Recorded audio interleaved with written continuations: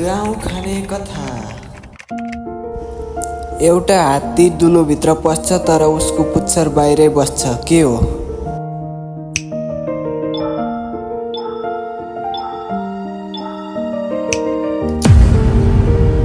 सही उत्तर हो सियो र धागो।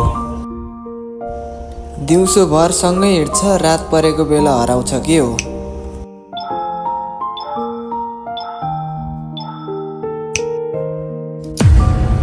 खुट्टाको छाया।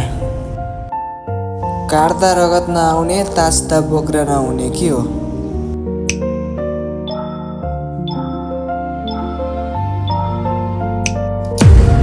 कपाल अथवा नङ। सानो छँदा हरियो, तन्नेरी हुँदा पहेँलो, बुढो भएपछि रातो। के हो?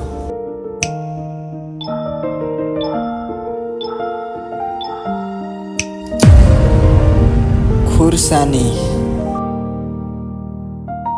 जति तानियो उति छोटो हुने। के हो?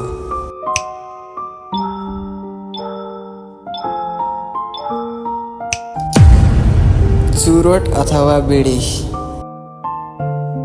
टेक्न पाए गुड्ने, नपाए लड्ने। के हो?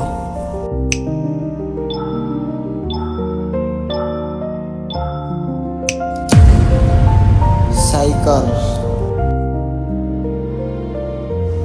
एउटा गुफामा 32 वटा सेतो सिपाही, बीचमा एउटा रानी। के हो?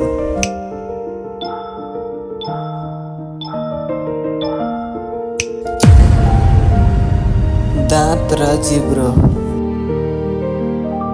बत्ती निप्दा आउने, बत्ती बाल्दा भाग्ने। के हो?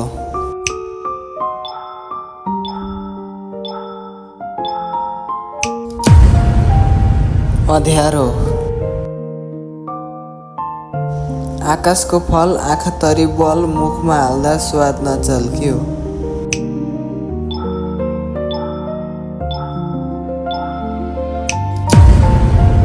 असिना। फुक्दा ठुलो हुने, सियोले छुँदा पड्कने। के हो?